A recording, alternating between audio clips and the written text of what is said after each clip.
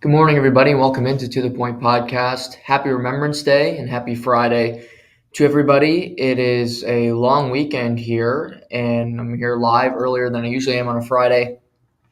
Lots to dive into. Big weekend of sports moving forward here, and today's show should be fun. Lot to chat about. We got all the betting lines from the NFL weekend, some college betting lines that I like. I got MVP odds which are interesting in the NFL. I want to talk about that. We're 10 weeks into the season. We're going to talk about some UFC today, UFC 281 this weekend from Madison Square Garden, the biggest arena in sports. A massive pay-per-view, some really interesting fights. Also, we'll talk some gambling on that side of things. So we'll get into that. NHL last night, some interesting stuff. Some really incredible performances from a number of guys, a couple of great team performances, and we'll also look ahead to the NHL weekend when it comes to certain games to keep your eye on this weekend and just storylines to follow before we're back live with one another on Monday. But before we get into sports, it is Remembrance Day, and I think it's appropriate just to I use Remembrance Day as a day of reflection. Of course, everybody benefits from Remembrance Day because it's a holiday, right? You don't have to go to work. You get the day off. And it can be like any other. It's a day off. But something I do every year, and I should do more for our veterans and just people that go to war every year. But every Remembrance Day at 11 o'clock, I stop what I'm doing and I stand there with my arms crossed for 2 minutes.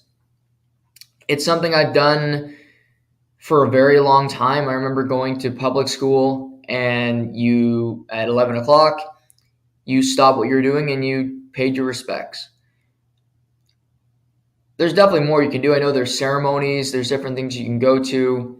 Something that's really cool is seeing old war memorials. That's something that, the history of war is something that I grew an interest from just spending time with my father. He's a war buff. I remember watching Save It Private Ryan, watching Black Hawk Down, and really getting interested in war. And then there's also so many different documentaries. If you haven't seen World War I or World War II in color, I highly recommend you seeing it. They're extremely descriptive, interesting shows about what these world wars were like. The casualties, the prison camps. So today is a day to celebrate veterans. It's Remembrance Day. It's Veterans Day in the United States. But we have to appreciate them every day because I know myself, if I was born in a different era and I was told you're going to war because it wasn't a choice, people enlist now. I think it's a much different endeavor. Some people don't end up going into combat. They serve years and years in the military and they get your pension and things of that nature. But in the past, you were told you're going to war and it wasn't a choice. It was get your bags packed, kiss your mother on the cheek, and you may never see them again. And for so many people, that's what happened. You left and you didn't come home. You came home in a body bag. You came home on a plane in a coffin for your parents to bury you in whatever state that you were left in. If I was born in the early 1900s, in the mid 1900s, during the First World Wars, even think of Vietnam and what Muhammad Ali or then Cassius Clay did was say, no, I'm not going to war. That was a trailblazing move. It changed everything when it came to just the conversation around war. And then came War and Peace and war, what is it good for, and things of that nature. But for me personally, if I was told you're going to war, Noah, you're going to war, if I was told that this morning, I wouldn't have made it. I don't have that backbone. I'm not that strong-willed. These men are fearless. They battled through things. I don't have that. I'm not that type of person. I wouldn't have lasted 5 seconds. I would have got shot by a German or by a rival country, quite frankly. And with me saying that and openly admitting it and not being afraid to do that, I think it adds a sense of appreciation from me anyway to the people that went, because even the soldiers that died, that fought valiantly, they did something I know I don't have the capability to do. I shot a gun once in my life. It was at a tree. I don't hunt. I don't like hunting animals. It's really uncomfortable for me. I'm definitely a lover and not a fighter, although I'm not that great at loving either. So I could just be the enigma of it all here. But Remembrance Day is important for me. It's a holiday that has meaning. It has history. Remembrance Day is past, present, and future, because we have to remember the people that gave their lives in some of the most meaningful, profound situations in world history. I thought of people this morning, and I was just on a drive back from the gym thinking about different people that had such a profound impact on the sports world. Just came into my mind. But then I started thinking about Remembrance Day and different people that really come to mind. And normally we remember the villains. We think of Adolf Hitler. We think of Mussolini in Italy and these different bad dictators that ran communist regimes, ran these parties where they tried to kill everybody in their sights. And those characters, and they were people, but the characters of our past, thankfully, are not writing our future. Because Canadian soldiers and the good side of the force, if you will, won in the end. Our world would not be what it is today. And believe me, our world is not in great shape. Politically, socially, however you look at it. The world's shit. But it could be a hell of a lot worse if Adolf Hitler got what he wanted in that Second World War. Who knows what kind of world we're in right now. So there are so many soldiers that have passed, that have been in the military, that have given their life, that have so many times going overseas to fight. And it's impossible to thank everyone, because some you don't get the chance to, and there's so many soldiers that you don't always see it. But what I recommend is just really take some time to do some reading today, to watch some of these shows. Listen to A Pittance of Time by Terry Kelly. It's a great song. I encourage everybody, if you haven't heard the song, there's a great music video on YouTube. I encourage everybody to listen to that as well. Listen to it every year in school. It's a really profound song. It has a great impact, and it's basically the nucleus of the message of the song is just take a second and thank somebody. Life will go on. We can go grocery shopping tomorrow. We can go buy liquor tomorrow. Tomorrow's Saturday. Do whatever you want. At 11 a.m., before 11 a.m. this morning, just appreciate what you have in life. We always want more, including me. I'm bad with this. I'm not happy. I can get complacent. I'd love to be more successful. There's all these different emotions that you get in life.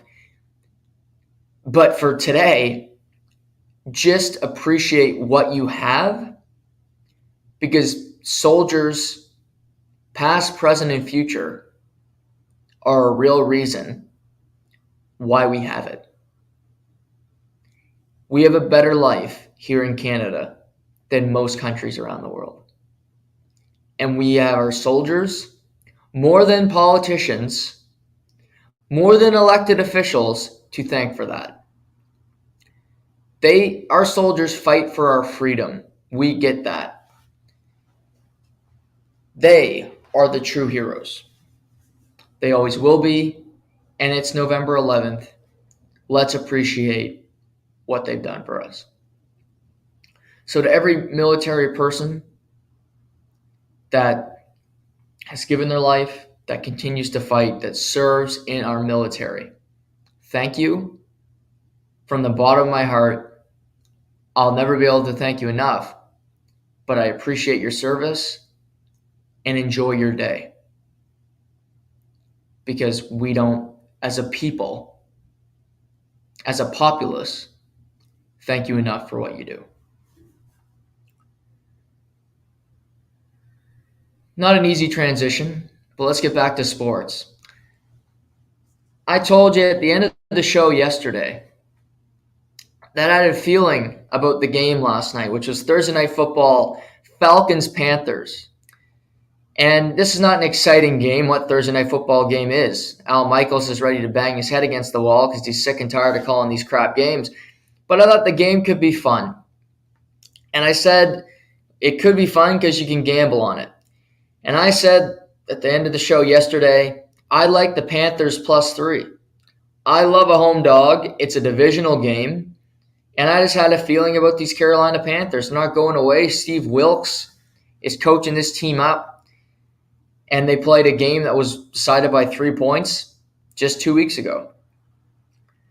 Well, ladies and gents, if you listened to me yesterday and you took the Panthers +3, you would have made some money last night. If you also took Deontay Freeman over rushing yards, which I also recommended, he did get over 100 rushing yards. He got 124 rushing yards last night, scored a touchdown on the ground, and we picked a winner last night, ladies and gents. Panthers, home dog. I love a home dog. I got to say, I'm not going to talk about this game really in depth. I watched the whole thing, unfortunately, but I did. Tough loss for the Falcons. Falcons were tied for first in the NFC South.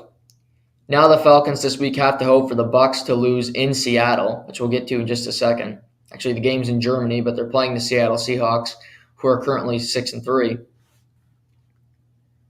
Because the Bucks lose this week, Falcons and the Buccaneers will both be 4-6, and that means the Panthers would only be a game out from first in the NFC South, which is just a crazy turn of events. The Panthers are not a good team. They can run the football. They got Freeman. They got Chuba Hubbard, the Canadian out of Oklahoma State. They threw a shuttle pass behind the line of scrimmage to Laviska Shenault Jr. last night, the former Jacksonville Jaguar, who took it to the house. P.J. Walker did not throw the ball 15 times, so they limited his production in the passing game. Which, to their credit, their strategy worked last night. They ran for almost 250 yards. I do think P.J. Walker is a better quarterback than what he demonstrated last night. They didn't really give him an opportunity to succeed or fail. But the Panthers got a tricky schedule. I don't think they're going to win this division. I don't think they're going to make the playoffs.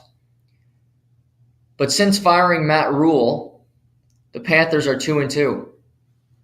Steve Wilkes is 2-2, and he's 2-1 in divisional games. He's beaten Tom Brady, and he's beaten the Atlanta Falcons.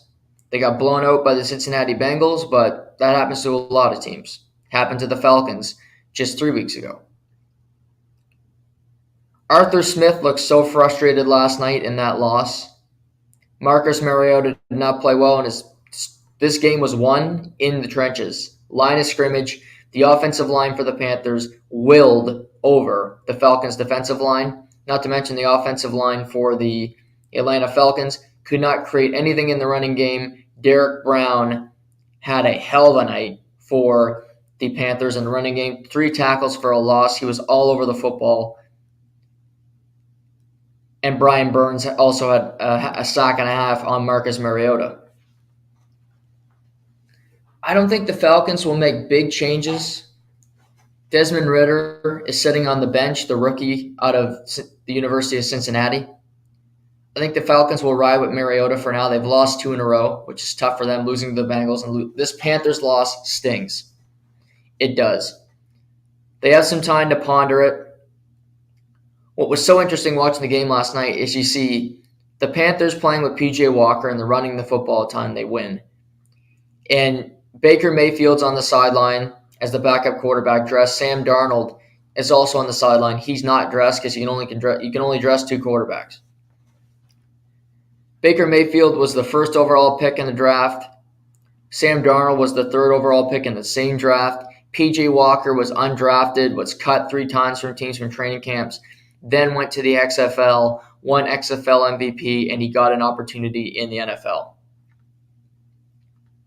3 very different paths. Quarterback at Oklahoma, quarterback at USC, and a guy playing in the XFL. And the guy who played in the XFL got the starting job last night. You win a game, I don't see it not putting P.J. Walker back in at quarterback. Baker Mayfield is jumping with no helmet on into guys' helmets last night after the game, which was so puzzling. Is he trying to get a concussion? He looks befuddled to me. Doesn't look happy to be back up on the sideline. I get that. Sam Darnold seemed more chipper to not be playing, probably because he knows he can't play. And he sees ghosts every time he hits the field. But the Panthers are moving forward. They didn't trade some of their big pieces on the back end of the trade deadline. They did not trade DJ Moore to the Packers, Chargers, or another team. They'll be looking for a new head coach in the offseason. David Tepper wants this team to be successful. They got some work to do, but I will say this. The Carolina Panthers are closer to being competitive than a lot of teams looking ahead because of their division. Tom Brady's in the last year of his contract. Even if he does play next year at 46 years old, which I wouldn't rule out whatsoever, I'm not so sure it's going to be for the Tampa Bay Buccaneers. So if he's gone, they're looking for a new quarterback, and it's a new era in Tampa Bay. There's change. The New Orleans Saints don't have a quarterback. Jameis Winston's not playing. He's got a back injury, but I think he's also been a healthy scratch the last number of weeks. And they got Andy Dalton currently playing. Andy Dalton is not the future at quarterback. Taysom Hill is not the future at quarterback, so they don't have one. Not to mention that the defensive core for the Saints is getting older. And we just said the Falcons. Falcons have Desmond Ridder. I don't know if he's going to be a good NFL quarterback. He was good in college. Led Cincinnati to an unbeaten season last year. Made the college football playoff from the ACC. Sorry, for the AAC, American Athletic Conference. But do I know if he can play? No. I think if they have an opportunity to get a good quarterback, they'll get one and surpass Desmond Ridder and Marcus Mariota, quite frankly. So the Panthers, who are in disarray, who do have to pay Matt Rule 4 more years to not coach, I think there's things to build on in Carolina because they are 3-7 and very much in the race for that divisional title, which is a sight to behold. It's Week 10 in the National Football League. Started last night, as we just discussed, but there are a number of games this weekend that interest me, and there are a number of games that are just, quite frankly, almost unwatchable. But this season, I mentioned the other day, it's on crack. It doesn't make any sense. Teams that we thought would be good are not. There are teams that just you don't want to see anymore. So let's get into it. It starts Sunday morning with Seattle and Tampa Bay playing in Munich, Germany. Here are some little factoids for you on this game. Tom Brady has played 3 international games in his career. He is 3-0 in these type games. The Seattle Seahawks, on the other hand, have played 2 international games, and they have won both games. Both games were under Pete Carroll's tutelage. Seattle is 6-3, and they've won 5 in a row. Their defense since week 4 ranks 6th in the NFL. Now, if you go up and look at the top defenses in the NFL, Seattle is currently ranked 26th. But as I mentioned, in their winning streak, they are ranked 6th in the NFL. So 20 points higher than what it would say on NFL.com. So go figure there. And let's just be honest here. Tampa's got the GOAT quarterback. There's no debating that. But who's a better quarterback right now? It's Geno Smith. Geno Smith is a Pro Bowler. Tom Brady is hanging on by a thread, and he just barely squeaked out a win against the hapless Los Angeles Rams, who stink, as I pointed out last Friday on this fine program. The Seattle Seahawks have a plethora of weapons. DK Metcalf, Tyler Lockett, Noah Fant, who had his biggest game as a Seahawk, where the Tampa Bay Buccaneers are second in the National Football League in drops. They had 6 as a team last week against the Rams. Tampa is favored in this game by 2.5. Shaq Barrett's out for the season. Julio Jones is always a question mark to play. Chris Godwin has not looked the same since coming back. No Cameron Brate. He's still out with a neck injury for the Buccaneers. For Seattle, no major injuries. They look pretty healthy for the most part. Their defense is still full go. Kenneth Walker is a go. Geno Smith, Tyler Lockett, DK Metcalf, all the works. Before the season, it would not be a 2.5-point spread. I'll tell you that. If you had to project it, Tampa, I think, would be favored by more than 10 points in the preseason rankings because nobody expected Seattle to be 6-3 at this point. Both these teams will have their bye week following this game. Coming back from Germany, they'll get to their bye. Tampa squeaked out a win last week. They are 4-6. So they're 4-5. A game ahead of the Atlanta Falcons for top spot in the NFC South. I do think that gave them momentum last week, Tampa Bay, and it is Tom Brady. They're going to make the playoffs. They're going to win that division. But I like too much what I see from the Seattle Seahawks. They get good pass rush.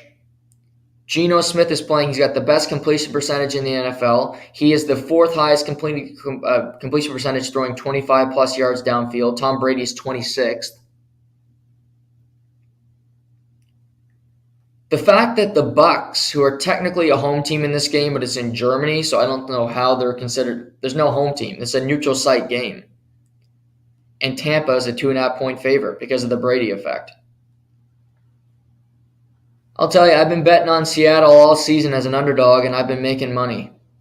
They are an underdog this weekend. This is an early game, a 10:30 kickoff. Before everything else starts, you get some money in your hand to put on the 1 o'clock slate of games. The Seattle defense is better than the Tampa Bay defense. The Seattle offense is better than the Tampa Bay offense. The quarterback for Seattle is better than the Tampa Bay quarterback this year. Not historically, folks, but this season, you bet. When you're grading this shit, you're not grading it on who's better for the future. Right now, Geno Smith is slinging it. Tom Brady is slinging stuff into the dirt.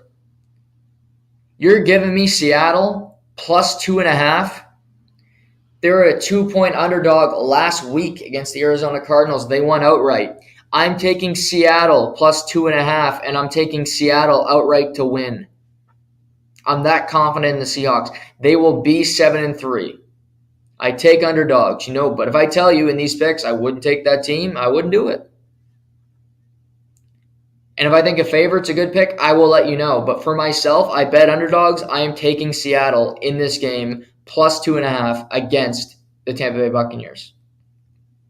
Love Seattle. If that number goes down to even a point, I don't care. I'm taking Seattle outright. Seattle can play. 2 o'clock games. If I could watch one game this weekend, this would be high up for me. Minnesota at Buffalo. Now, here's what we know at the moment. Josh Allen is dealing with a UCL injury in his elbow, as I told you all yesterday. That is basically similar to a Tommy John injury if you were a pitcher. If he was a pitcher, he would not be playing, but he's a quarterback, so he's going to have the ability to play this weekend. He has not practiced this week, did not practice Wednesday, did not practice yesterday, unlikely to practice today. They'll have a walkthrough tomorrow. Listening to everybody on television, listening to injury expert Stefania Bell on the mothership, she said resting this type of injury for a couple weeks is something that can be very, very good for you because you can come back and play later in the season. Buffalo is 6-2, and I think they feel the pressure because they want to have home field throughout the AFC postseason. They felt like they had it. They had beaten the Kansas City Chiefs head-to-head, so they had that tiebreaker, and currently they're still in first place. However, you lose a game here and there, the Chiefs continue to win. Before you know it, you have to go back to Arrowhead in the postseason, which Josh Allen has never won in Arrowhead in the postseason. It's hard to beat the Chiefs in Arrowhead in the postseason. The Bengals did it last year, which kudos to them, but Josh Allen's never done it. The Big Bad Bills, as I touched on earlier in the week, yes, they're everybody's Super Bowl favorite. Josh Allen was the MVP favorite, not anymore. We'll get to that later. But this game, for me, Buffalo, even though Buffalo may not have Josh Allen, which I wouldn't play him, and I don't think he's going to play, they still have an opportunity because Buffalo's backup quarterback is Case Keenum. Case Keenum's 34 years old. He's played for the Cleveland Browns. He's played for the Houston Texans. He's played for the Minnesota Vikings. He's played for the Buffalo Bills. He's been everywhere, man. But Case Keenum can play. In Minnesota, Case Keenum got the Minnesota Vikings to the NFC Championship game. If you recall the season, he was the quarterback who threw the ball to Stephon Diggs that led to the Minnesota Miracle. It was 2018 when the Philadelphia Eagles won the Super Bowl, but the Minnesota Vikings, led by Case Keenum, got to the NFC Championship game.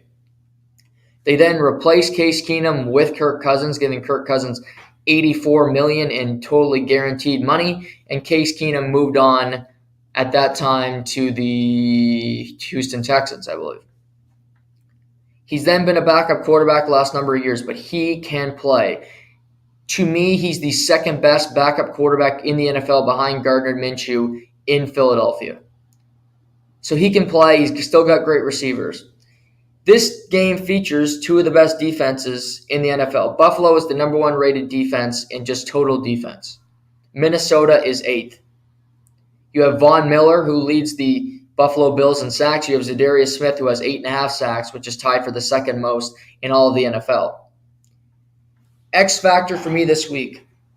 We saw it last week against the Jets. Matt Milano, the great linebacker, a Pro Bowler, is unlikely to play. He's not been practicing all week. It sounds like he's going to miss his second straight game. Dalvin Cook is a great running back, and Matt Milano would be a guy that needs to fill that hole for this Buffalo defense. Jordan Poyer is also going to be out in the secondary. The Minnesota offense just loves the middle of the field. They don't like to take big shots down the field, but what Kirk Cousins does do is he finds Justin Jefferson in the flat. He finds him over the middle. They run slants. They run curls to find Jefferson, to find Adam Thielen, to find now TJ Hawkinson in the middle of the field.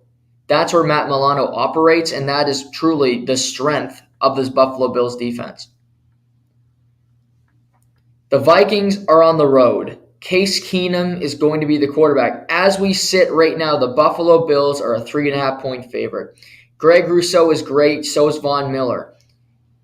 Even without Josh Allen, this is no gimme win for the Vikings. Even though they are 7-1, a quiet 7-1, and having a really, really productive season.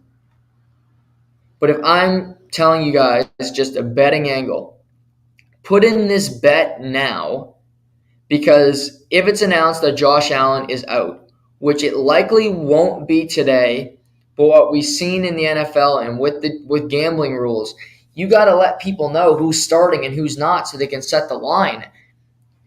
They might even take this off the board as we get closer to the game. I don't believe the Bills will be a 3.5-point favorite if Case Keenum is the starting quarterback. Might be closer to a pick 'em, quite honestly. I would bet it now. And I would take the Vikings plus 3.5. I like the Vikings in this game. Even if Josh Allen plays, I think he'll be limited. I like the Vikings defense. No Matt Milano hurts, no Jordan Poyer in the secondary. And the Vikings are 7-1. They're quiet. They're nothing to brag about. They're not that fun to watch. But they are 7-1. 8 games, you won 7 of them. And your only loss is to the undefeated Philadelphia Eagles. You're getting 3.5 points. You got Kirk Cousins at a 2 o'clock start. This isn't prime time or any kind of big moment. I'm taking the Vikings plus 3.5. Detroit, Chicago, battle of the NFC North. Detroit's coming off a victory. Chicago coming off a loss to the Dolphins where Justin Fields might have had his best game as a pro. Detroit ranks last in the NFL in almost every defensive metric. They have one of the worst defenses in the last decade in the National Football League. Chicago can make offensive plays. I hate the receiving core, but Justin Fields is getting better by the week. So you have the 3-6 Bears against the 2-6 Lions. I'll tell you, anytime you see the Chicago Bears are a favorite in a game, it scares me. I love Justin Fields. He's like a son to me. But anytime the Bears are favored, in my lifetime, I've never seen the Bears favored many times betting because they've been horrible my whole life. But Detroit is worse. Detroit with Man Campbell as their head coach. Yes, they got a big win against Green Bay. Aaron Rodgers had one of those games that would make you shake your head. I think this game is going to be close. It's a divisional game. Divisional games scare me. That's why I bet the Panthers last night. I'm not going to bet on this game, and in my head, I think I would go with Chicago Bears. But if you're thinking Detroit plus 2.5 because you didn't get some value there, I don't blame you. If this was week 1, I would be taking the Detroit Lions. But they screwed me so many times this year betting. I'm not going back to the well on Jared Goff and whatever the hell Man Campbell's got up his sleeve. But if you got the guts to take the Lions, good on you. But I don't think they win 2 in a row. They're not good enough. The Denver Broncos, who haven't played in a long time since playing in London, which no complaint from me, they head to Tennessee this weekend to play the Titans. Titans are a 3-point favorite. Yesterday, Ryan Tannehill was a full participant in practice. He's missed the last 2 games. And Adam Schefter even tweeted he's in line to start this weekend and make his return. Tennessee was a 12.5-point dog last week against the Chiefs, and they covered with Malik Willis at quarterback, and he threw the ball 8 times. Denver's 3-5. They're not a good football team whatsoever. However, they do have the second-ranked defense in the National Football League. Oddly enough, they are the worst-ranked team in the red zone in the entire NFL. Tennessee has the number 1 rated red zone defense in all of the NFL. So what a matchup. Stylistic matchup here. Russell Wilson had his best game as a Bronco in London against the Jags, but the Jags stink, unfortunately, because I love them. Trevor Lawrence. I hate betting Tennessee because they're an AFC South team, and I don't trust them. Ryan Tannehill being back, Derrick Henry, but the Denver is great at stopping the run. They eliminate what you do best, and that is absolutely the run.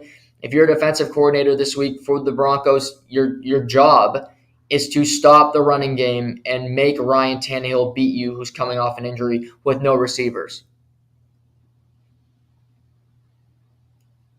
Tennessee's at home. Denver has not played in a long time, coming off a bye week. But I will take, if I was betting, I'm not going to on this game because I'm not taking an underdog. I would take Tennessee. But there's something about Denver that tells me that they might win another game. They might get back into the mix with Russell Wilson. I don't know. I don't like their team at all. This is an interesting game because I think it could go either way. I don't think either team is very good. Titans win this game, they basically lock up the AFC South already, and there's 8 games left. They basically lock it up because you'd have the Colts, who we'll get to in a minute, who they're playing. The Jags, who are 3-6, they got the Chiefs this week. And the Houston Texans are beyond out of it. So, speaking of the Jags are at Arrowhead playing the Chiefs this week. The Chiefs are a 9.5-point favorite. Chiefs just squeaked out a victory last week against the Tennessee Titans, a really strong performance from Tennessee's defense, keeping them out of the end zone, frustrating Patrick Mahomes a little bit.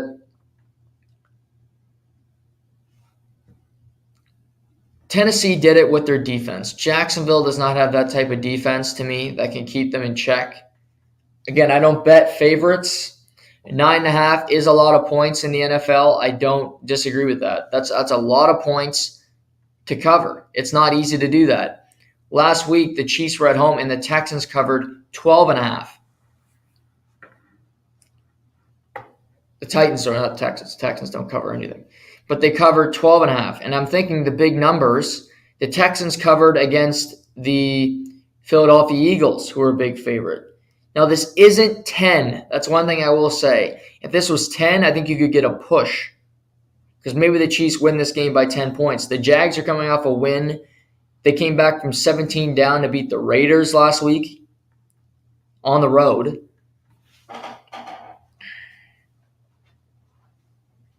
So far, I know I'm taking Seattle plus 2.5. I'm making a parlay. I'm taking Minnesota plus 3.5. I'll come back to you on this game before we wrap up this segment because it's an interesting one.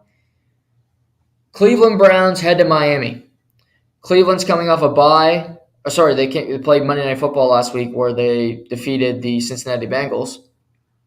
And they look good in the game. Frustrated Joe Burrow and Cincinnati had one of their worst games. Another division game, those things can happen.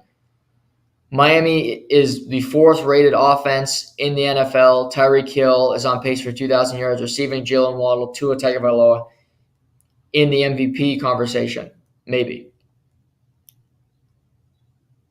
Miami's a 3.5-point home favorite. The thing for Miami, they have the 27th ranked defense in all of the NFL. That is going to catch up with them eventually if they don't figure this out. They are a game away from their bye.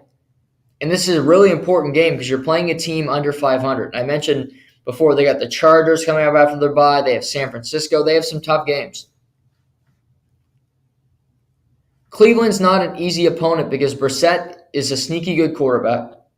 He was a Miami Dolphin last year. So technically this is a Jacoby Brissett revenge game coming back to the Heat in Miami looking to get a win against a former team. And the defense is not great for the Dolphins. So Nick Chubb could have himself a field day. This is a sneaky trap game for the Dolphins. They escaped a trap game against the Chicago Bears by 3 points. They escaped a trap game against the Detroit Lions by 5 points. Two really close games against teams that it shouldn't be that close. The Dolphins are much better than these two teams. And Cleveland's coming off a bye. Their defense played their best game of the season. There's upsets every week, as I pointed out. And honestly, I think Miami's got an electric offense. They can do it. I'm going to take Cleveland plus 3.5. This is me hedging, but I think their defense is coming together. Miami's defense is no good. Nick Chubb could have himself a day. Jacoby Brissett is better than what people give him credit for. He's playing better in Cleveland than he ever did in Miami last year. I think Miami might win the game, but this is going to be another tight affair. Miami play close games because their defense keeps teams in it, forces Tua to throw for 350, Tyreek Hill to get almost 200 yards receiving every week.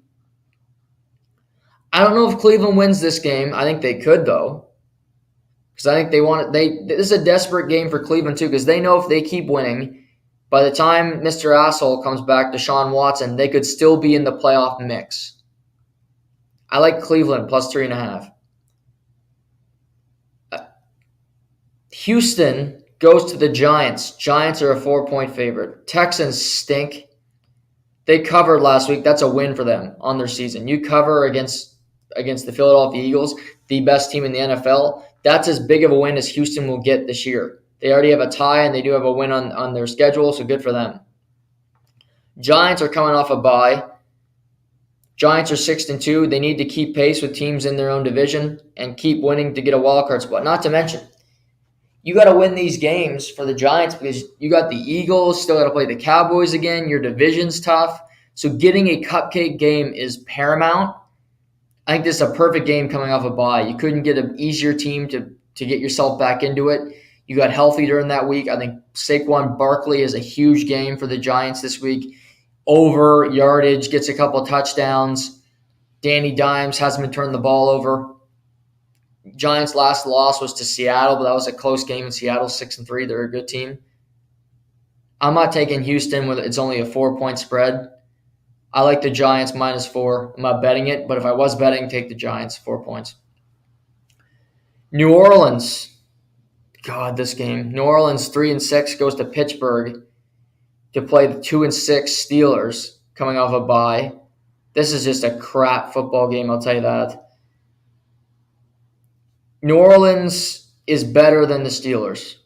They just are. Even with Andy Dalton, whoever they got playing at quarterback, Michael Thomas is out for the year because he's just a Band-Aid receiver. I love Chris Olave, who's a great rookie receiver from the Ohio State. Their defense is still pretty decent. Lamar Jackson tore them up, but that's what Lamar Jackson does, quite frankly. Pittsburgh's a 1.5-point home dog. I'm not taking Pittsburgh. Too small a spread. That tells you that they don't respect New Orleans at all, which I don't blame them. But I like New Orleans to win this game. And I'm just going to check New Orleans. I think New Orleans might have had their bye already. I could be wrong about that. I think they're 3-6, but they might be 3-5 as well. They might have had their bye, and I'm just going to check on that quick for all of you. New Orleans is 3-6, so I was right. So if they win this week, they will be tied for second in the NFC South. And if Tampa loses, New Orleans, Atlanta, and Tampa will all have 4-6 records. 3-way tie for first. My God, that division is just full of crap. But New Orleans, they're a favorite. I like them winning that game. Now, on paper, this game stinks. But I am intrigued by this 5 o'clock game because of the circumstance. We have the Indianapolis Colts visiting the Vegas Raiders. Indianapolis fired Frank Reich this week and replaced him with Jeff Saturday, as we touched on, the ESPN analyst. I just want to see what they look like. They have a 30-year-old play caller. Jeff Saturday is going to be on the sideline for the first time. Sam Ehlinger is playing his third career game as a starting quarterback.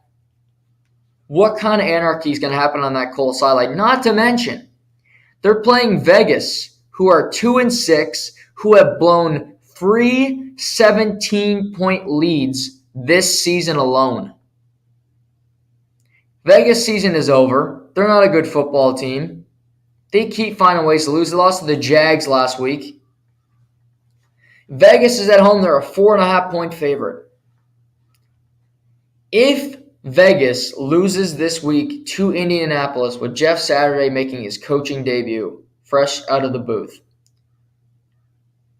I don't know if Josh McDaniels is the head coach in Vegas come Monday. I think Mark Davis is fuming already. You traded for Devontae Adams. You gave him all that money. He's not even in the top 10 in receiving yards. Derek Carr is third in the NFL in interceptions, second in turnovers.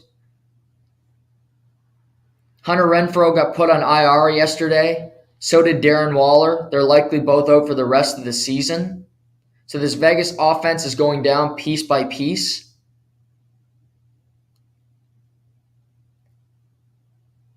I have no idea about this. It intrigues me to no end, this game. It won't be – the entertainment value will be in just the anarchy of it. And, maybe the loss of Vegas will be far more interesting because I truly think Mark Davis and these owners are crazy people. We saw Jim Irsay this week. He looked like a guy that had just done a line of coke and said, let's do a press conference. look completely frantic, look completely out of place, but he fired a coach and then he brings in some ESPN analyst to coach his team. I think Jeff will want to have that team ready to play. I think they will want to play for him. Oh, what to do here? Goes against all logic. Indy looked horrible last week against the New England Patriots, and the Patriots are not a good football team. Sam Ehlinger's not a great – if Nick Foles was playing in this game, I would be so confident picking the Indianapolis Colts plus 4.5. What I've seen this year from the Raiders, when they have won their games, they are running the football for the fourth most rushing yards in all the NFL. Josh Jacobs was having a great season. They didn't run the ball last week. Don't know why. They stopped running the football. They got a 17-point lead. They turned the ball over. Trevor Lawrence started making plays. Before you know it, the Jags got a victory in Vegas. If Sam Ehlinger wasn't the quarterback, as I've seen him the first couple weeks, and it's ugly, the returns are not good on Sam Ehlinger's stock as a future quarterback. I'm still taking Indy plus 4.5. There's just something about this. I think it's anarchy in Vegas. If they drop to 2-7, my God. It's a big enough number that something can happen. Vegas may still win this game by a field goal, but I could see Indy covering the number. Indy plus 4.5. America's Game of the Week on Fox. We have the Dallas Cowboys against the Green Bay Packers. The Cowboys, who have the third-rated defense in all the NFL, coming off a bye, against the Packers, who have the 25th rated offense. Aaron Rodgers, who had the most interceptions in a game of his career last week, 3 against the Detroit Lions. He did not score a touchdown offensively in that game.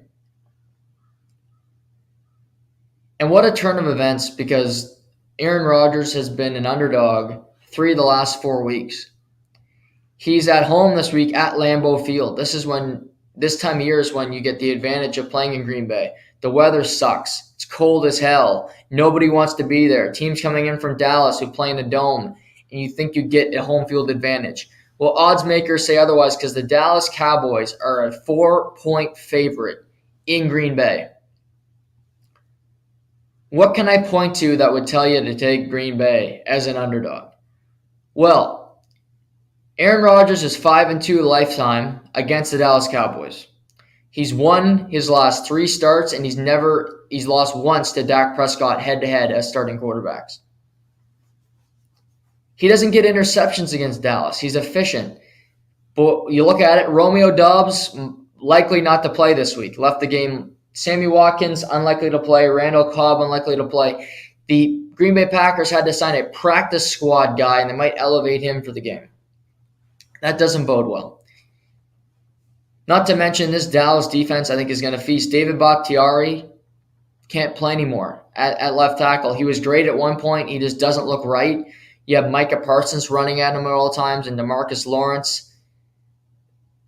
This Cowboys defensive front is stout. They can get to the quarterback, and Aaron is not as agile as he used to be. Not as quick. He's 39 years old. I think this game will be close. It tells you Green Bay plus 4 because I think Dallas would be a much bigger favorite based on records if Rodgers wasn't Aaron Rodgers. I don't have a good reason to pick the Packers. The one reason I could see this staying close is because Aaron Jones and A.J. Dillon, they run the football over this Cowboys defense because their strength is rushing the passer. They need to run the ball a ton on Sunday afternoon and tire out this Dallas defense. Dak Prescott and that offense look really good against Chicago Bears. We'll see if they can continue that. Rashawn Gary, another really important defensive piece for Green Bay, is out for the season with a torn Achilles. They claim Jonathan Abram off waivers from Vegas, so they add him to the defense, but again, that's not that big of an addition. To me, Dallas is the second best team in the NFC. I have the Eagles and I have the Cowboys, but I'm starting to creep towards to believing that Dallas is the best team in the NFC, even more than the Eagles. This won't be an impressive win because of the record of the Packers. This would likely put the Packers out of their misery. It'd be 3-7. You're not making the postseason. This is a win or go home game, in my opinion, for the Green Bay Packers. You need to win this game because the Vikings are 7-1. The worst they can be is 7-2 after this week. I don't think they will be. I think they're beating the Buffalo Bills. You're not winning that division. The New York Giants are 6-2. They're playing the Houston Texans. I think they win that game. They'll be 7-2. If Dallas beats you, they will be 7-2. Those are two teams you're chasing in the wild card hunt. And the Niners are 4-4. Seattle 6-3. You're running out of time. The Packers lose this week. It will not be what kind of playoff chances that won't be the conversation. It'll be, when does Jordan Love come into play for Aaron Rodgers? Because what's the point of playing Aaron Rodgers long term the rest of this season if he's not our future, or we got to see what our future is? If there's no chance at the postseason, why not play Jordan Love, get him some reps, so at least you have a bird's eye view of what you have at the position moving forward?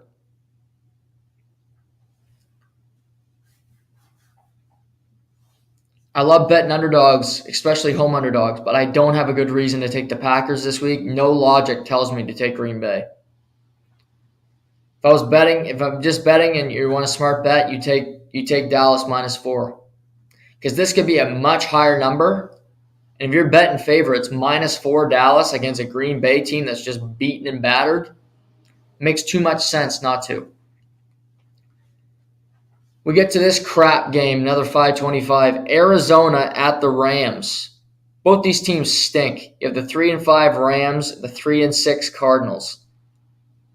I have no interest in this game whatsoever. Watching the Rams it's a painful experience.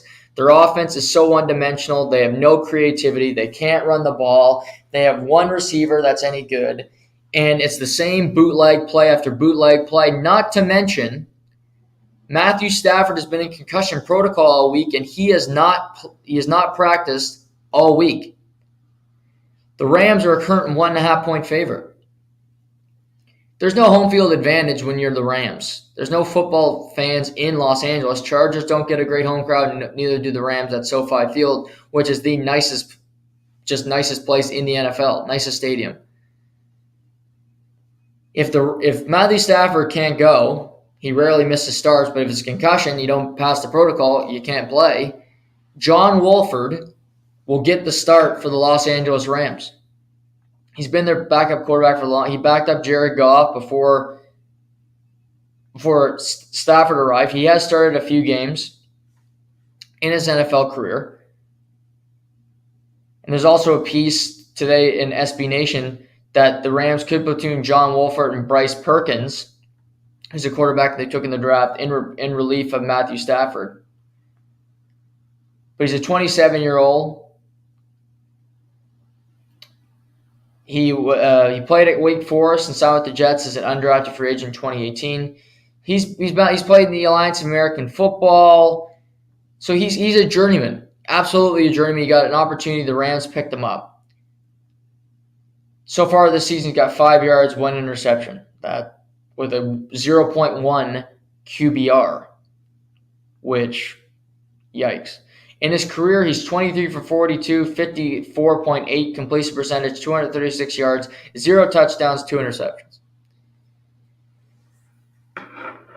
To me, the play here, regardless, is Arizona. And I hate betting Arizona because Arizona is just so unreliable. Cliff Kingsbury. But the Rams are just a battered mess. They have nothing left. They're just a corpse that's being picked at right now. Their defense still has a pulse. This offense has nothing to give. If John Wolford's playing, if Matthew Stafford plays after not practicing all week, I'm not sure it makes a big difference. The Rams beat Arizona in their first matchup this season in Arizona. But I like Arizona this week +1.5. The Rams are the walking dead right now. And the Cardinals aren't much better, but I do think the Cardinals will find a way to win this game at SoFi. Arizona +1.5. Sunday Night Football. we actually got a good primetime game, which is rare to say this football season. Sunday night, we got the Los Angeles Chargers heading to the Bay Area to play San Francisco. San Francisco's coming off a bye, and they are fully healthy. Deebo Samuel's back. Brandon Ayuk is back. Kyle Juszczyk. George Kittle. They lost Jason Verrett this week to practice, torn Achilles, but the guy's always heard he's had 3 torn ACLs and a torn Achilles in his career. He just doesn't have any luck. Their defense is getting healthier. Nick Bosa is second in the NFL in sacks. San Francisco is the fifth-rated defense. I think their offensive numbers will climb just because of their skill position players alone. Chargers. I mentioned last week I was optimistic about the way they played. The fact that they won against the Falcons, but I watched the Falcons last night. I'm like, God, you barely beat that team, and I start to question my own thoughts. Chargers, Keenan Allen, not going to play. Mike Williams, not going to play.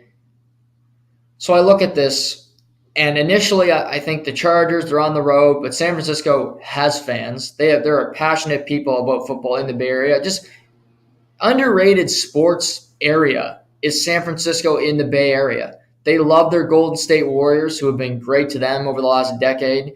San Francisco always gets good crowds, and they're always seem to always be a competitive team. Sharks too. When the Sharks are good, people show up there. Oakland Athletics, that's another whole other area. But it's a good little sports villa, San Francisco.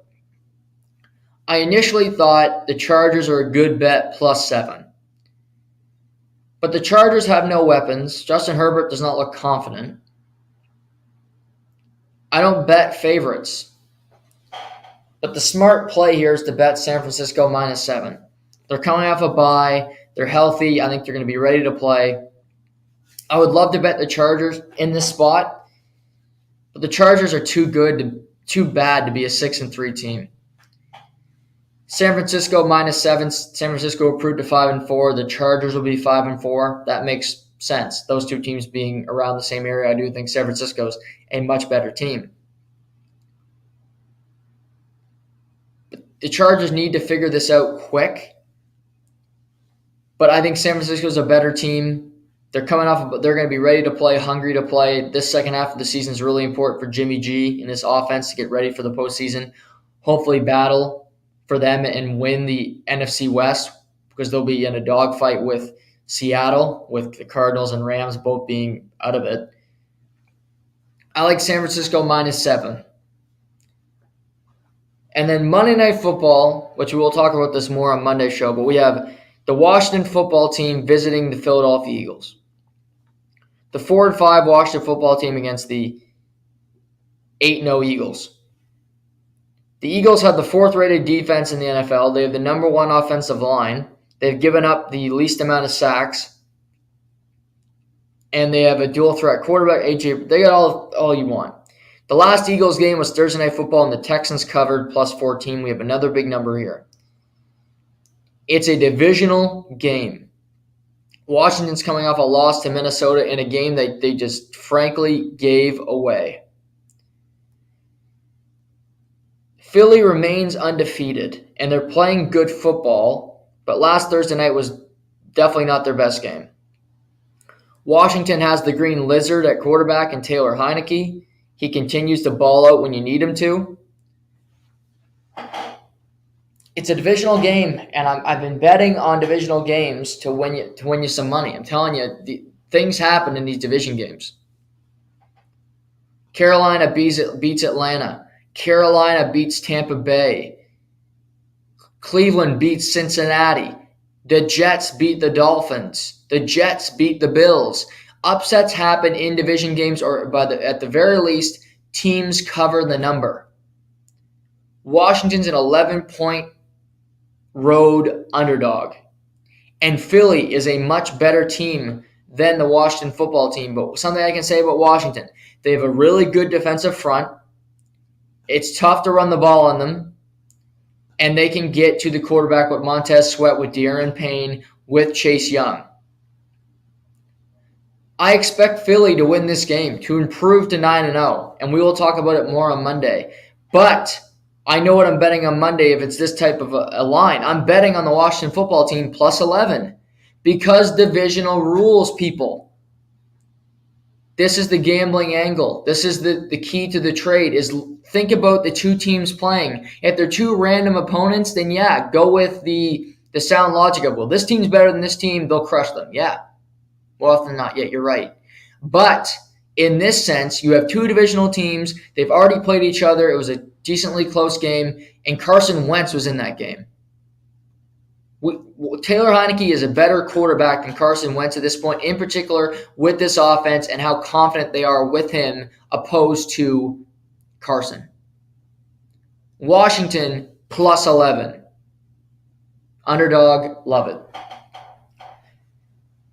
And I was thinking about as we went through the rest of the games, Jags, Chiefs. Take the Chiefs.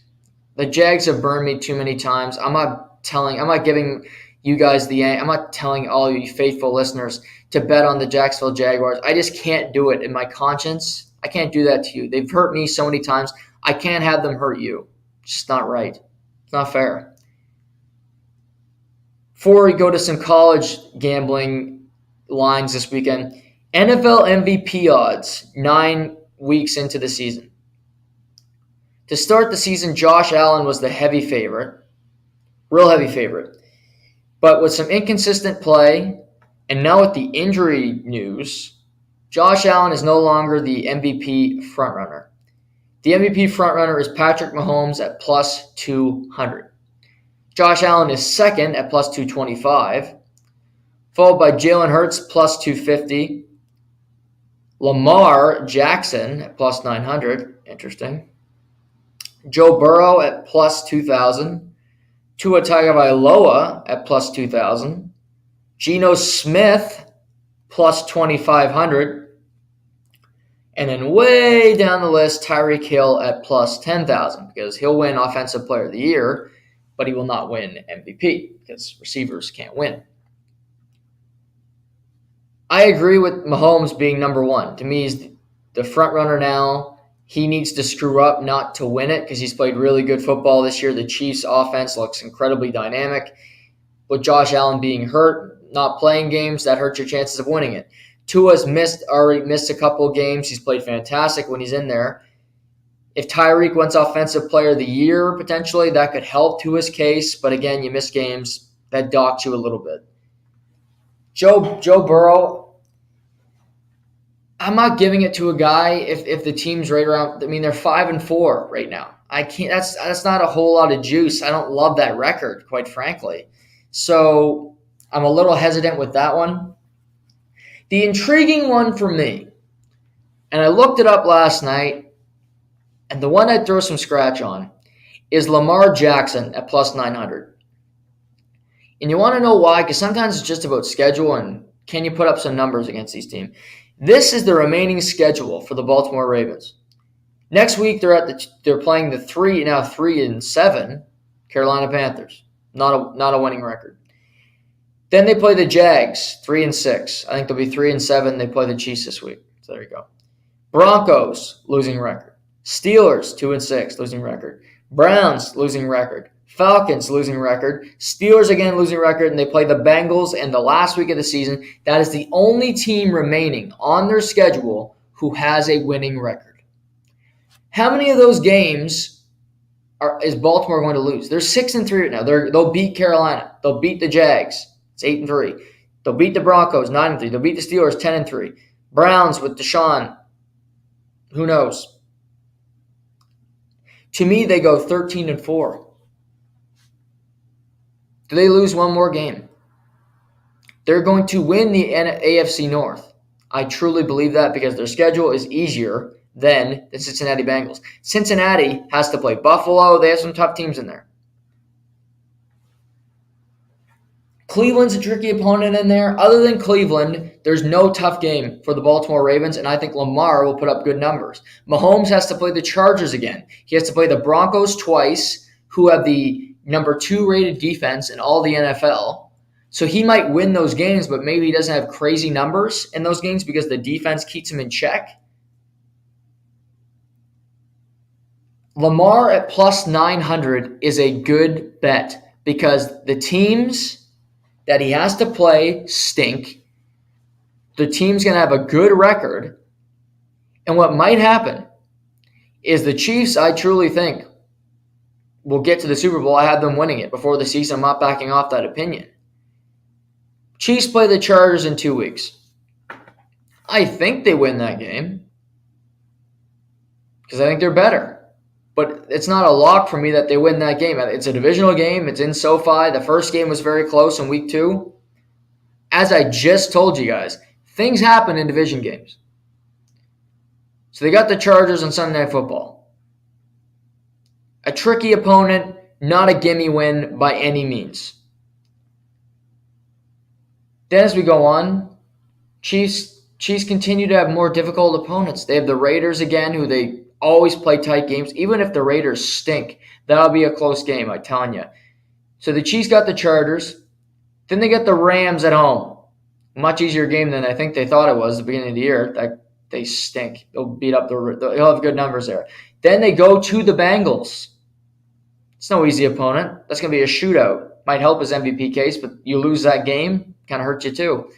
Then they go to the Broncos Sunday night. I mentioned the Broncos are a tough opponent because of their defense. Then the Chiefs. Ooh, checking the schedule here. Sorry, folks. Then they go to Houston. That's a gimme. He'll have big numbers in that game. Play the Seahawks, Week 16, Christmas Eve. Seahawks have a really good defense. That's a tricky game. Yeah, they're at home, but Seahawks are a tough opponent. Chiefs then, the following week, play the Broncos one more, and they finish against the Raiders. That's a more difficult opponent. Could the Bengals beat the Chiefs? Yes. Could the Broncos beat the Chiefs once? It's a divisional game. They're tricky games. Things happen. The Chiefs dominate their division games like nobody, but I think there's more potholes potentially for the Chiefs than the Ravens.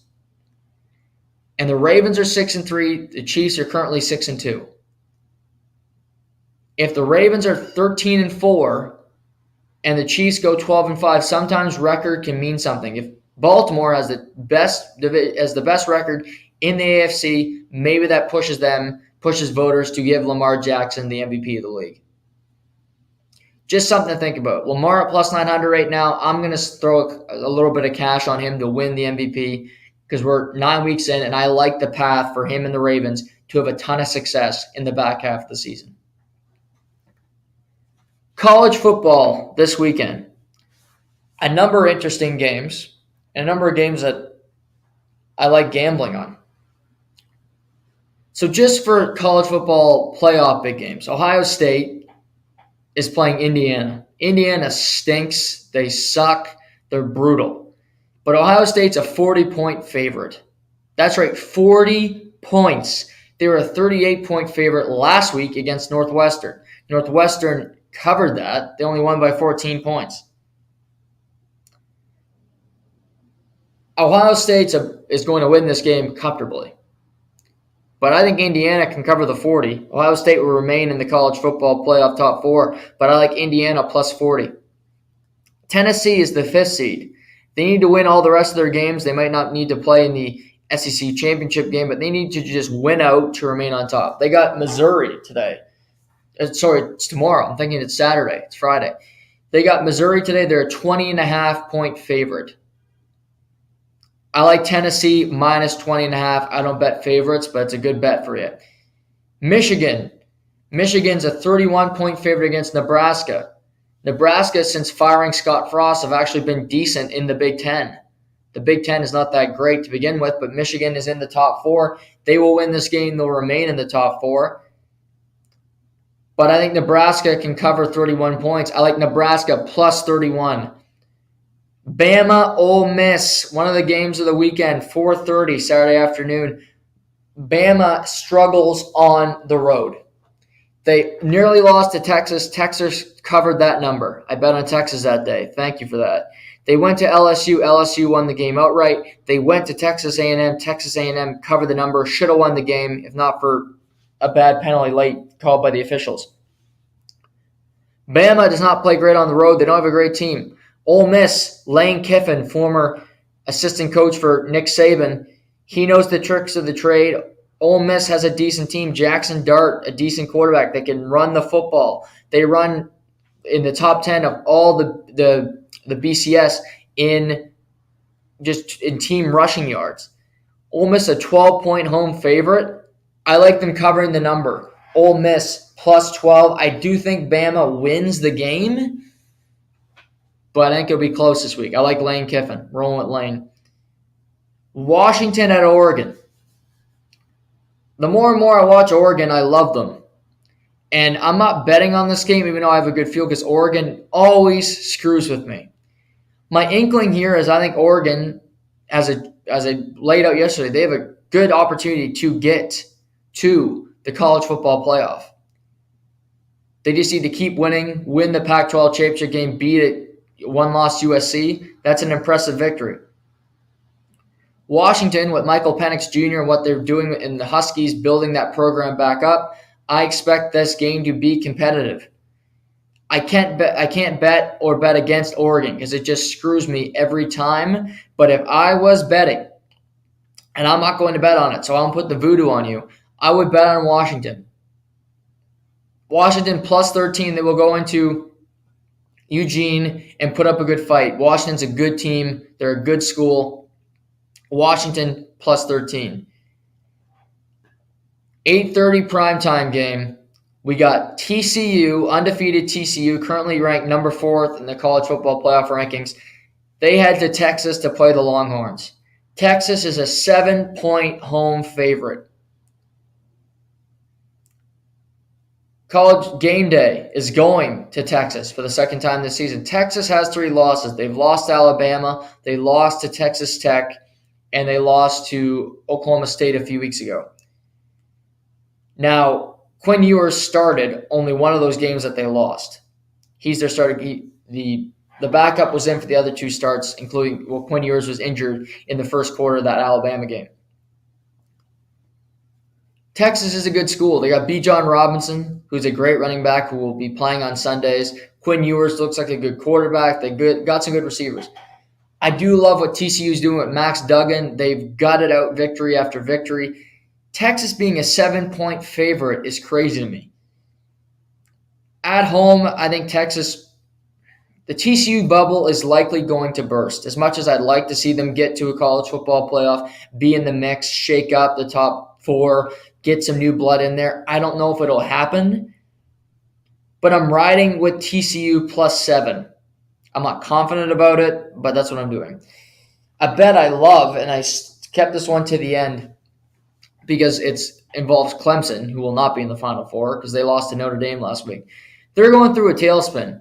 They got beat up by Notre Dame, and now they're playing a team in their own conference who can run the football. Louisville is a quiet 6-3. They got Malik Cunningham, who's the best athlete at the quarterback position in all of college football.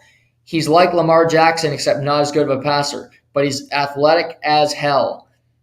Louisville will run it down Clemson's throat. Maybe Clemson squeaks out a victory, but I like Louisville plus 7 on the road to go put up a good fight against Dabo Swinney and the Clemson Tigers.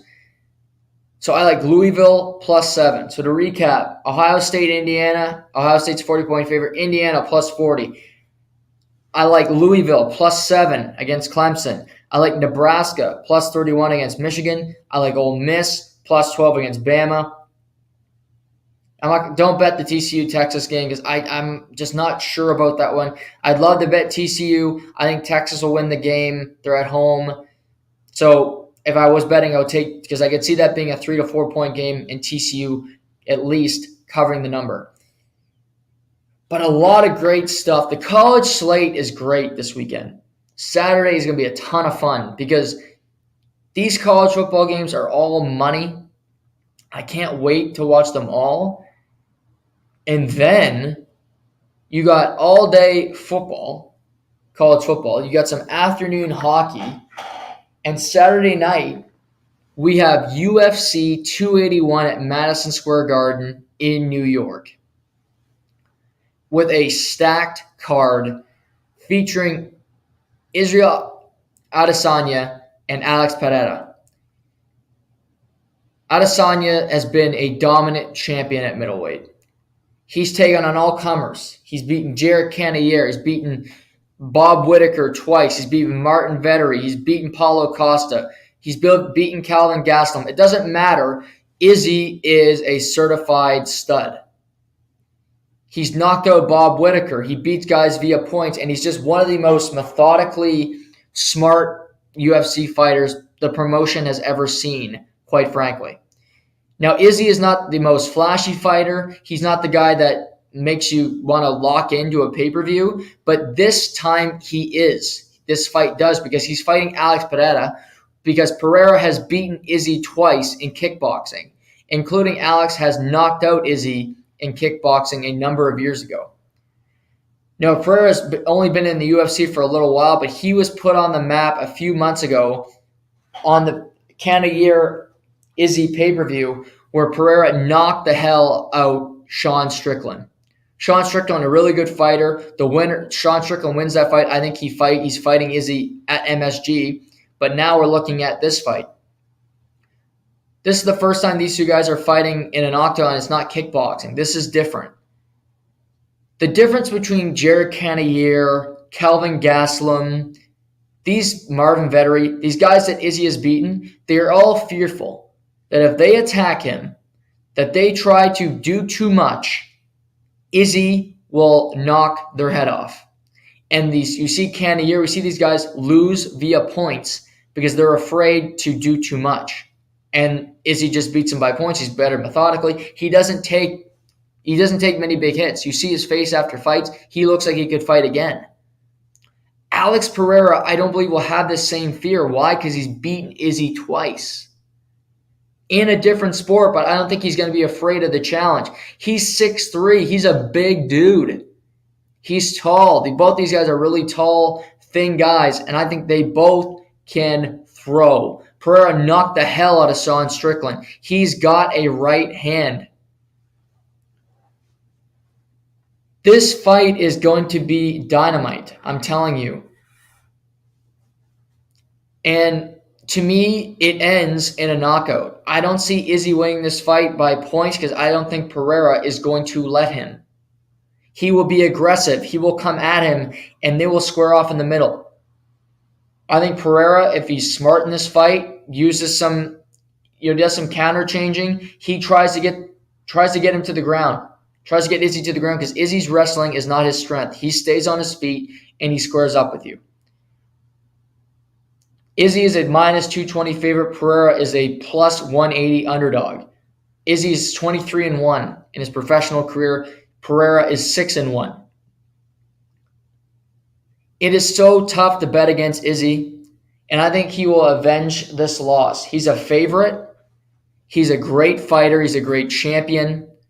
I think he beats Pereira Saturday night, and quite frankly, I think he knocks him out. But we've seen crazier things. Kamaru Usman got knocked out against Leon Edwards with that nasty high kick earlier in the year. I didn't think Kamaru Usman would ever lose. I still think he's one of the best fighters in the world. I think he'll beat Edwards in their next fight. But crazy shit has happened this year in the UFC. Amanda Nunes lost her belt, then won it back. So things can happen, but I do think Izzy wins this fight. We have a second fight for a strap. That's Carla Esparza, the two-time strawweight champion, against Zhang Weili, who's a former strawweight champion in her own right. Zhang Weili is she's a woman with some of the most power the UFC's ever seen. She picked up Francis Ngannou the other day, and he weighs close to 300 pounds. Carla Esparza is a more methodical fighter. She will get you to the ground. She'll make you tap out. She beat Rose Namajunas in one of the ugliest, one of the most boring fights in the history of fighting. I bought the pay-per-view. Thankfully, there's other fights on it because it was just a bore. It was awful. Zhang Weili in her last fight ended the career of Joanna Jędrzejczyk. A nasty spinning elbow. She retired after the fight, and Zhang Weili is a former champion, and she wants her belt back. Now, I look at this fight stylistically. Esparza's going to want to get Zhang to the ground because if they spar, Zhang Weili will knock her out. She will knock her out because she is just physically stronger. She's got more power, and she's more athletic than Carla Esparza. I have Izzy retaining his belt in the first fight. Esparza is an underdog as the champion in the second fight, which is interesting because it tells you that the books don't have a whole lot of respect for Carla Esparza, and it's likely because that last fight she was in was such a bore. It was. It had nothing, no personality. It didn't have anything that would make you want to keep watching it. I got Zhang Weili winning the strap against Carla Esparza in the second to last fight of the night. The third fight on the card is Iron Mike Chandler fighting Dustin Poirier, the Diamond Poirier. I love this fight. This is a war just waiting to happen, quite frankly. Dustin Poirier has been a legend in MMA for a long time. He's fought in Conor McGregor twice. He's fought in Tony Ferguson. He's fought in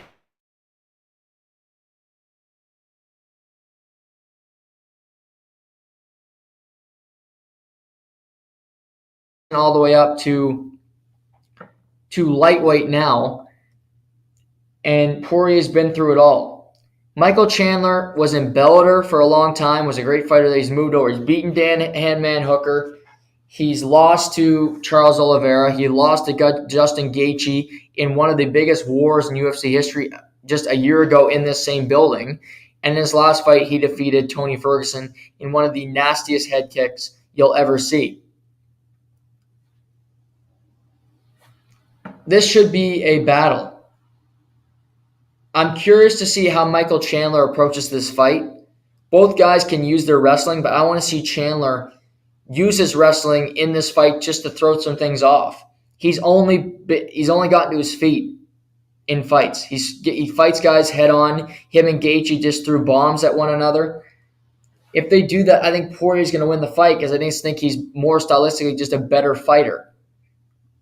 If Chandler can do some different things, get him on the ground, he's such a strong human being that he's very difficult to deal with. The winner of this fight could really get an opportunity at a title in the very near future. Islam Makhachev is reportedly going to face Alexander Volkanovski in Australia, but that's still not done. Maybe the winner of this fight will get Islam Makhachev. Both of them have fought Charles Oliveira. Maybe if Chandler or Poirier would get Islam in Australia in February. I don't know. Poirier is a minus 225 favorite. So he's a pretty big favorite. You have plus 185 Michael Chandler. It's hard to bet against the Diamond. I will say that. He's a really, really good fighter.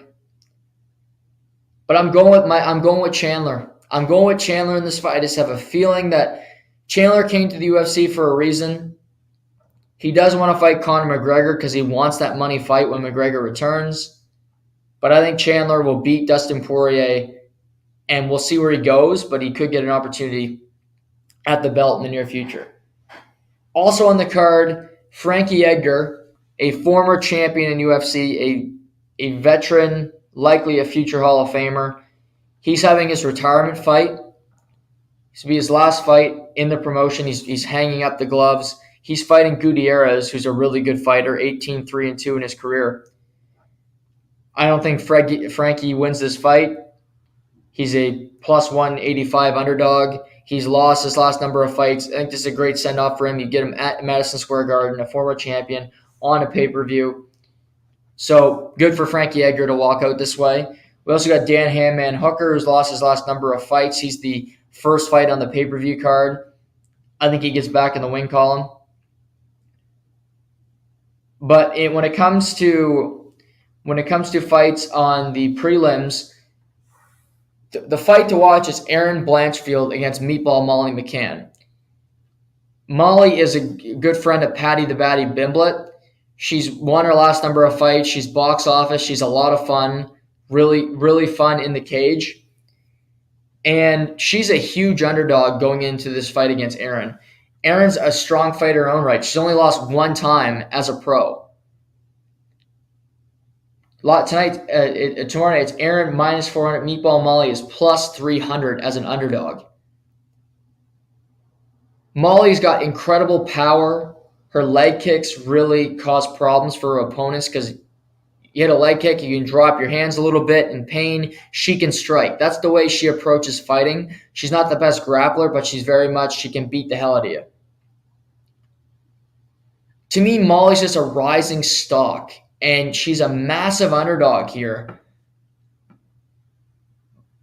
But I'm buying in to the hype of her. I think her and Patty the Batty both are on this meteoric rise where I think Dana White wants them both to be stars. He wants that next star in the women's fight game. Amanda Nunes is the GOAT. She's the lioness, but she's not exactly great on the mic. She's not her first language. Meatball Molly does a ton of interviews. She's fun. She's got a good personality. I'm going to pick her plus 300 as a massive underdog to beat Erin. But that is it's on the undercard. It's a free fight. Watch it on TSN. That will be a great match. That'll be a great fight Saturday night.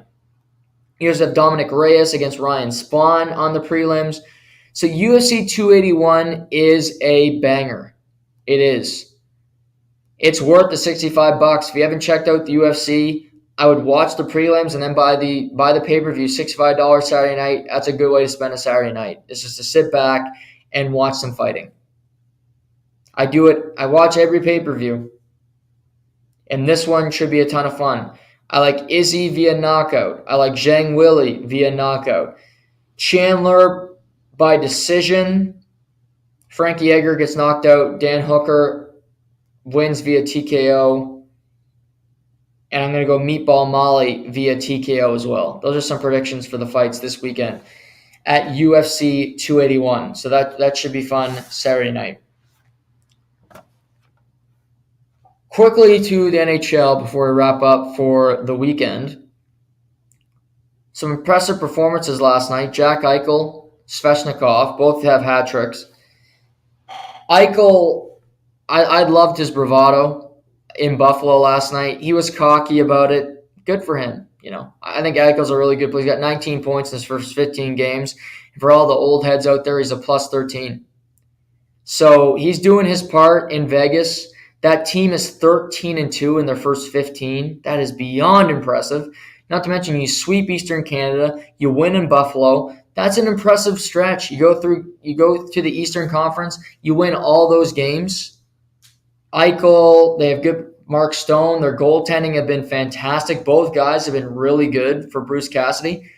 And 15 games, that's not a little stretch. It's almost a quarter of your season. You're just dominating everybody. I mentioned in that division, you get that kind of pace, you set that lead, it's going to be tough for teams to catch you. On the other hand, Svechnikov's got 11 goals, hat trick last night, bounce back game for Carolina. And the Oilers get some points from McDavid. He's got 15 goals already on the season. He looks fantastic. But they play with no structure. I didn't watch a whole lot of the game last night because I'm sick and tired of watching Carolina, quite frankly, for a little bit. Watched them too much this week. I had to watch other teams. But for Edmonton, they can't get a save. Jack Campbell's a disaster. They play with no structure, and they're not getting any production from anybody not named McDavid, Hyman, or Leon Draisaitl right now. Tough to win. Tough to win when you're not getting any kind of help. Simple as that. That's how I boil it down here. I think Svechnikov's playing great hockey. Martin Netcash is playing great hockey. Aho has played fantastic. So they have a good, well-run machine in Carolina. But for this group in Edmonton, in Calgary, Western Canada is struggling right now. Toronto, breathe a sigh of relief. You got nothing compared to the disasters that are happening currently in Western Canada. Calgary loses again last night to Boston. Boston's 12-2. Them in Vegas don't want to, they just want to keep pace. I'll say Calgary didn't have Jonathan Huberdeau last night. He's day-to-day upper body injury. They played better without him. That's a damning thing, but I watched the whole game. They look better without him last night. Boston got Charlie McAvoy back, gets a game-winning goal in his first game. He looked good, quite frankly. The team looked – I thought Calgary was a better team through 40 minutes, but Boston found a way to win the game. Simple as that. They found a way to win. It's an 82-game schedule. You're going to find games that you shouldn't win that you did. The Calgary third line had a pulse last night. Backlund, Mangiapane, Lewis. Everybody else didn't get many good offensive opportunities. They look better without Huberdeau, though, and that is troubling if you're a Calgary Flames fan. New Jersey won their 8th straight. Ottawa lost their 8th straight. Everything's coming up New Jersey. Here's the problem. Mackenzie Blackwood's out 3 to 6 weeks, as I pointed out yesterday. Andre Palat's out 8 to 10 weeks, as I pointed out yesterday. Vitek Vanacek left the game last night, so they might be down to their third-string goaltender, who was Schmid, who came in valiantly and robbed Brady Tkachuk in overtime to get New Jersey that extra point. They also killed a penalty in overtime. Then Shabbat took a penalty, and Hischier got the overtime winner on a deflection. Laurent Brossoit's on waivers. If I'm New Jersey, I claim him today because you need goaltending depth. I think Toronto will try to. I think multiple teams will try to put in a claim for Laurent Brossoit because teams need goaltending depth more than ever because all these goalies are soft as cottonelle and they're going down day after day after day. You need depth at that position. Laurent Brossoit can play NHL minutes. That's, at the very least, you know that. New Jersey, he might be your starting goalie if you claim him today. But credit to that team. Dougie Hamilton's playing good hockey. Jack Hughes, Nico Hischier's got 8 goals already on the season. Jesper Bratt's a stud.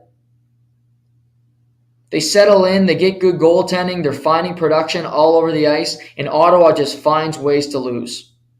They gag it away last night. In overtime, DeBrincat has got a perfect setup on the power play, misses the net by 10 feet. Tkachuk gets robbed. Shabbat takes a Bush League penalty, and you got to win that game. A third-string goalie comes in, shoot the puck on him. You got 5 shots in the last 12 minutes of the third period. That's not good enough. I mentioned Boston last night. They just found a way to win. They didn't deserve to win that game last night, but they did. St. Louis is going through a tailspin. Yeah, they played San Jose last night, but guess what? They won. That's the best thing I can say about them. They won the game. They still stink. They still got a ways to go. I still think they should fire the coach, but at least they won a game. Rangers scored 6 in the third period last night, all from different goal scorers against Detroit. I'm watching that game. 2-2 after 2. At least a tight game, tight checking. 6 goals in the third. Fox, Barclay Goodrow, Zibanejad, Julien Gauthier, Libor Hajek, and Jimmy Vesey shorthanded in the third period last night. Boy, Adam Fox had himself a game last night. If you didn't watch it, he's something special, Adam Fox. 4 points last. The guy's just incredible. He's not Cale Makar, but he's just a rung below. He's a point per game as a defenseman. He's only 24 years old. Just a stud player, Adam Fox. The way he's so creative, he has a knack of stripping the puck without having to be a physical player. That might be the turnaround for the Rangers last night. Detroit's been a good team. You put up 6 in the third period and you send it to them. That's a message. We'll see if it continues for New York as we move forward. This weekend, tonight, we have 4 games in the National Hockey League. They are as follows. Penguins, Leafs. Crosby's in Toronto. He loves playing the Leafs. Lightning, Caps. Sharks, Stars. Wild, Kraken. Wild, Kraken's an interesting game, actually. But Crosby against the Leafs. See what the Leafs can do tonight. Matt Murray might return for the Leafs tomorrow. Saturday, we got Oilers, Panthers. See if the Oilers can get a win. That's an interesting game to me. Rangers, Predators. Predators are going through a tailspin right now. They stink. Hurricanes, Avs. Good game. Jets, Flames. Interesting. Jets are playing well. The Flames can't buy a win. Blues Golden Knights. That's one for me I will be watching. I find that game intriguing Saturday night. Blues Golden Knights.